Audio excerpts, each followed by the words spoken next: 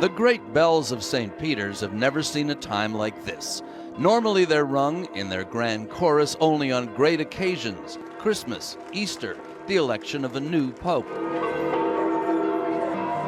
But this past week, for the first time, they pealed for the departure of a living old pope. The bells seemed as confused as everybody else. The Catholic Church is an institution founded on faith, but it is also about rules. And there were no set rules about how a pope should leave, let alone move to a hilltop palace outside of Rome. A retired pope now in residence in Castel Gandolfo. Normally the summer retreat for popes trying to escape the Roman heat. But now things are heating up at the Vatican for other political reasons. And the saints who gaze down on St. Peter's may be as relieved as the people working there that the process has now moved to familiar ground: the election of a new pope. It's something Chicago Cardinal Francis George knows about. He is one of the cardinal electors who was here last time, and he says that behind the ceremony and the robes, when the electors file into the Sistine Chapel conclave, there is something like politics as usual. A lot of people are talked about, and you have the first ballot and you find out they don't have any support. So that's when the rubber hits the road and you're, oh, okay, there they are. The image of rubber hitting the road in the Sistine Chapel is a good one, so let's stay there for a minute. Does any politicking in the way that we understand it outside of the church context happen? The headline stories do create the context for our discussion. We follow the press, sometimes happily and sometimes not. And lately there have been plenty of headline stories for the cardinals to be unhappy about. Longtime Vatican correspondent Marco Politi has never seen anything like it.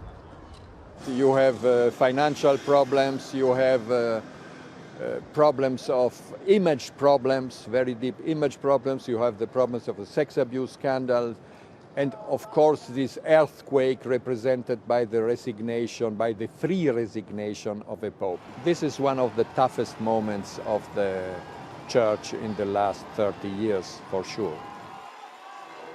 The next time the bells ring, it will be for a new pope.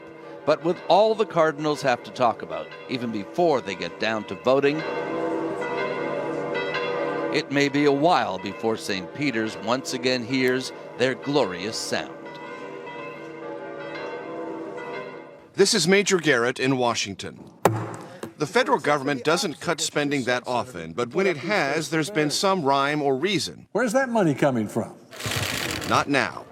Everyone agrees $85 billion in automatic and across-the-board spending cuts, known as the sequester, penalizes good programs and wasteful ones equally. We shouldn't be making a series of dumb, arbitrary cuts to things that businesses depend on and workers depend on, like education and research and infrastructure and defense. Senate Minority Leader Mitch McConnell. We all agree it's not the best way to reduce spending, but it's time we did that. Washington has got a spending addiction, and it's time to begin to deal with that addiction. The spending cuts will hit the White House, too. There will be reductions in pay. There might even be forced time off. Positively unheard of in a workaholic place like this.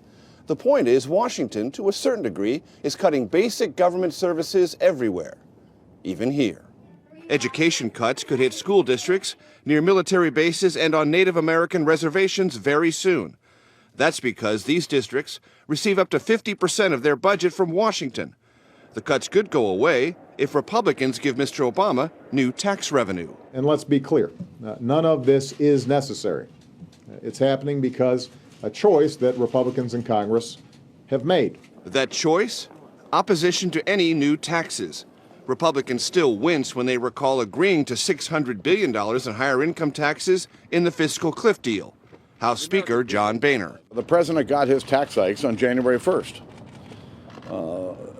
This discussion about revenue, in my view, is over. There are no new talks scheduled or even contemplated to slow, soften, or redirect the cuts.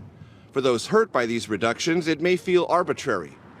But in Washington, clearly, it is now intentional.